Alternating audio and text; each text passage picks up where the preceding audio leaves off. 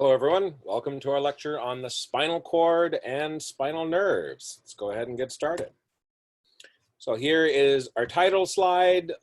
This material may be a little bit confusing at first, but it's just giving us some information about information from the motor portion of the nervous system versus information from the sensory part of our nervous system. So the spinal cord will carry both afferent information going up to the brain from the periphery and efferent information, motor information coming down from the brain to the rest of the body. But we'll talk a little bit about what all these structures mean in pretty much the second portion of this lecture. So obviously the spinal cord is going to be a link between the brain and the rest of the body. Coming out of the spinal cord, we will have spinal nerves. So the spinal cord and spinal nerves serve as a pathway for both sensory and motor information, both efferent and afferent information. And you can actually get some basic decision making. Some reflexes are actually housed in the spinal cord. So you can have a stimulus and your central nervous system at the level of your spinal cord can actually generate a response, right? These tend to be very simplistic decisions that we call reflexes. They're going to happen the same way each and every time, and they don't require any conscious thought. All right, basic anatomy of the spinal cord. 42 to 45 centimeters long, which works out to 16 inches. Right? That seems fairly short, and it's true. Your spinal cord proper does not travel the entire distance of your vertebral column. That's not a mistake. We'll explain about that in a second. But it is roughly cylindrical, slightly flattened anterior to posterior, and as a general rule, the more superior portion of the spinal cord is a little bit larger, and as it travels inferiorly, it tends to get a little bit more narrow.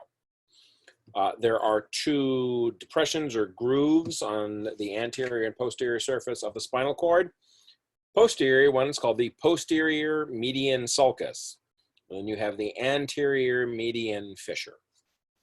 Two just grooves on two different portions of, or two different faces of spinal cord. Now, the spinal cord has the same 5 basic regions that the vertebral column did. Namely, we have a cervical region, a thoracic region, a lumbar region, a sacral region, a coccygeal region. But I just told you that the spinal cord is shorter than the vertebral column, all right? So what gives? Let's go to the picture. So when we look at the vertebral column, we have our cervical region, our thoracic region, our lumbar region, and then our sacral region. And then finally here at the bottom, we have the coccygeal region. So in the case of the cervical region of the spinal cord is pretty much the same size as the cervical region of the vertebral column from here. Same story is true with the thoracic region of the spinal cord, about the same length as the thoracic region of the vertebral column. However, look down here, right? The thoracic region, the lumbar region of the vertebral column goes from here to there, but the lumbar portion of the spinal cord only goes this short little distance, and the sacral region is only that tiny little bit right there. So the spinal cord is going to end just inferior to rib 12, to your floating ribs. The very end of the spinal cord is called the conus medullaris. However, we're still getting spinal nerves that are exiting the vertebral column, connected to the spinal cord. We're still getting them coming out of the intervertebral foramina, if you remember. We'll take a look at that in a second. We still have spinal nerves leaving the intervertebral foramina way down in this more inferior part of the vertebral column. So what is going on? So the spinal cord itself runs from the medulla oblongata down to the conus medullaris. And then what we're going to get are a series of little roots that extend from the lumbar and sacral portion, they're going to run. It's going to be a big mass of these fibers running inside the vertebral canal of the vertebra, and then exiting to form the various spinal nerves. So this mass of fibers is called the cauda equina. Cauda equina literally means horse's tail, right? The horse's tail. A cauda meaning towards the tail, equina, equine, sports, or horse, sports. So this literally means the horse's tail because that's kind of what it looks like. Any other parts I want to mention here? I think that's good for now. Oh, one thing I do want to mention here is inside the cauda equina, right, you're going to get a little bit of pia mater, which is going to run from the conus medullaris way down here to the sacrum, or the coccyx, and it's actually going to anchor the spinal cord so it doesn't like start floating around inside your vertebral column. So this is an image, posterior view. We can see that the spinous process has been removed and cut away, and we can see the spinal cord. This would be the medulla oblongata. The cerebellum has been cut, and we can see those little roots that are coming out of the spinal cord. This is what it looks like at its inferior end. So all those little roots together are forming the cauda equina, which is anchored to the sacrum. Or I should say the filum terminale is anchoring the conus medullaris, which is substantially superior to here, anchoring it to the sacrum. Okay, so as I've just described, the spinal cord is shorter than the vertebral canal that it is inside of. The very inferior end of the spinal cord is called the conus medullaris and is usually in the region of about your first lumbar vertebra. Right. Conus medullaris, inferior to the conus medullaris, you have a group of axons, a group of roots called the cauda equina. Also inside the cauda equina, you have the filum terminale, which is a little bit of pia mater, a little bit of connective tissue that is going to anchor and support the conus medullaris. Also, as I mentioned, generally speaking, as you go from the superior to the inferior, the spinal cord will get narrower and narrower. There are a couple exceptions. You have the first, most superior, of the cervical enlargements, where you're going to have a bulge in the spinal cord. And moving a little bit more inferior, you're going to get the lumbrosacral enlargement, just another slightly smaller bulge, more inferior. And these enlargements are where you're going to have a large number of axons entering and leaving the spinal cord in order to innervate the upper and lower limbs. Right. So you can see cross sections at various levels of the spinal cord. Notice the cervical region is the thickest, and the sacral region is going to be the thinnest in diameter. What we can see is there's going to be an outer layer of white matter and an inner layer of gray matter. We have our anterior median fissure and our posterior median sulcus. Right. We're going to have some detailed structures of the gray matter and white matter, but we'll get to that in just a little bit. Now, let's talk about the spinal nerves, so the nerves that are coming out of the intervertebral foramina. So remember, in the brain, we talked about cranial nerves. Those are nerves that are passing through the cranium.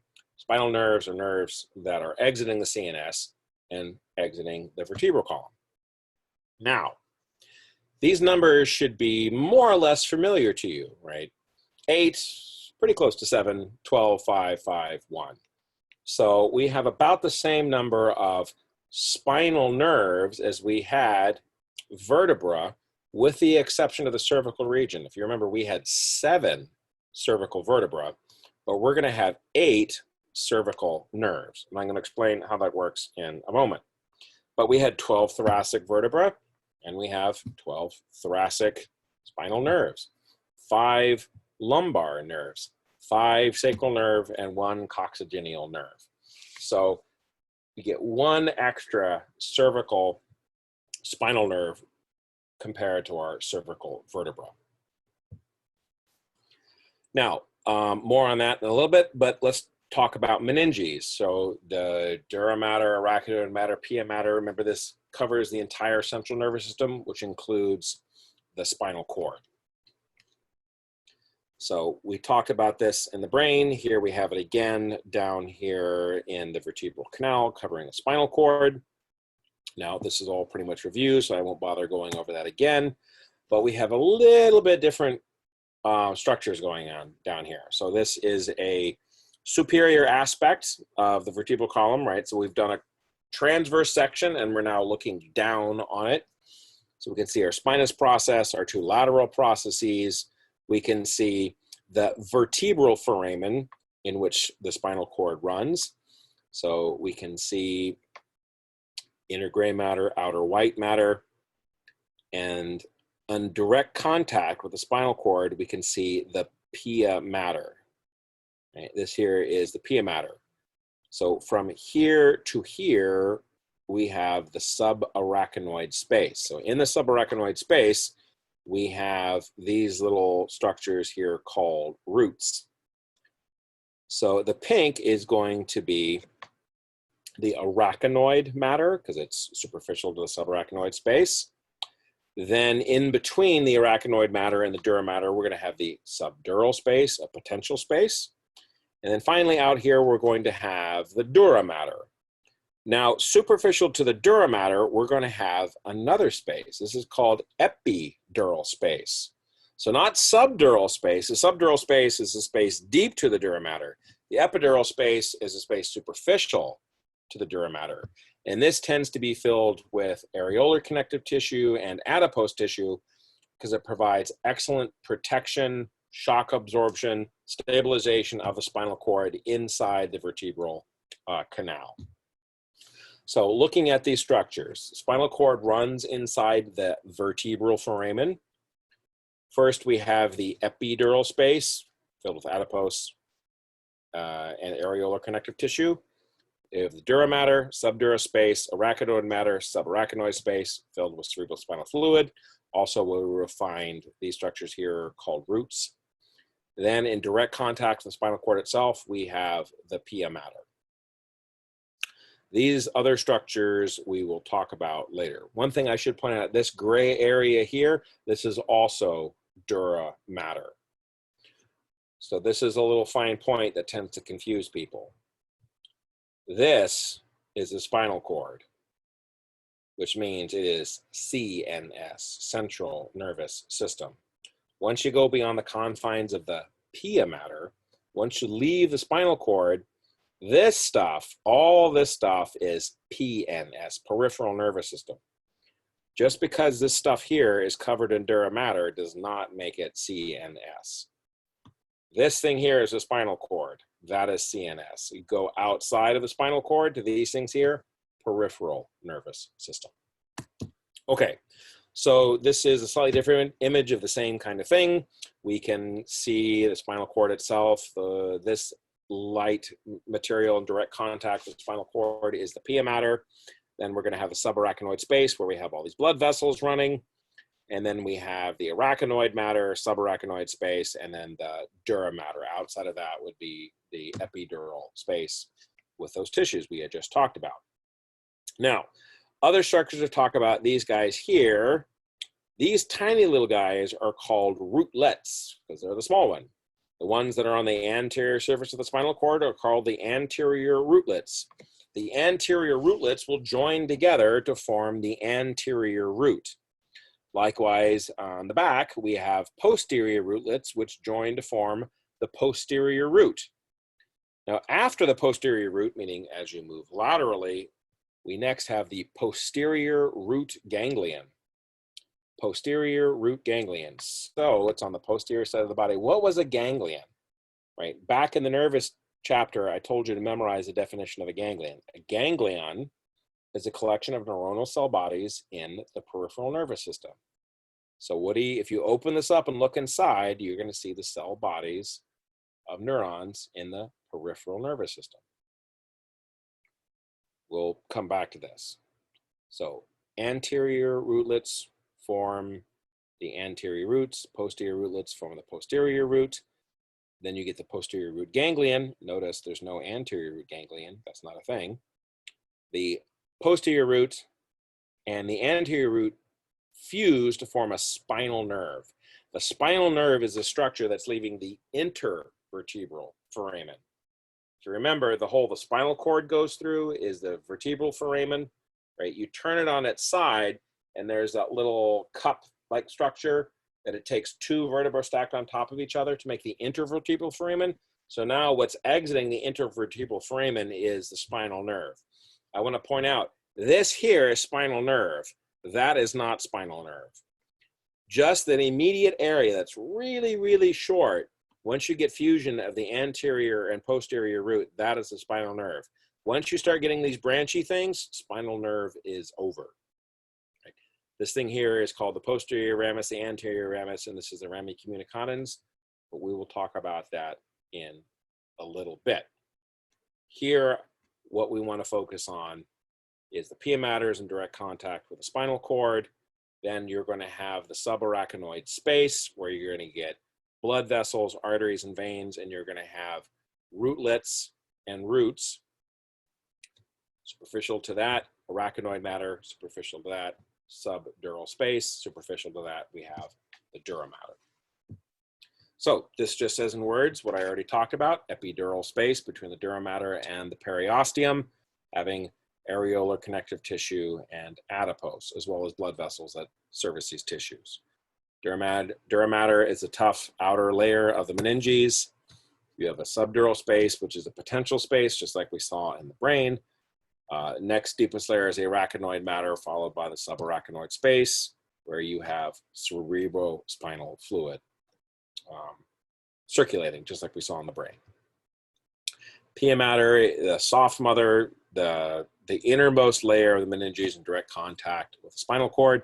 You're going to have lots of elastic fibers to help connect it and wrap around the spinal cord itself.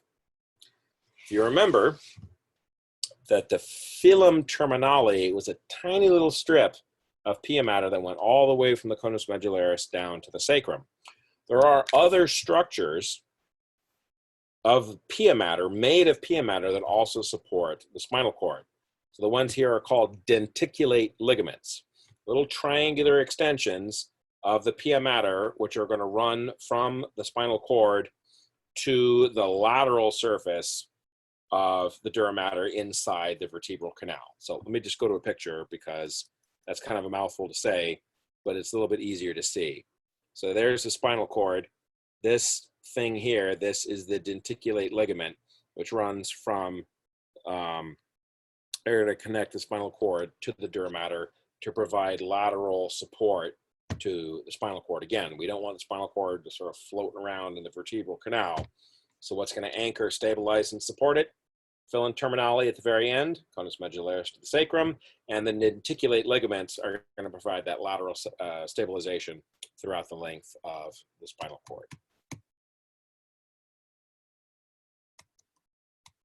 Where did I leave off? Okay.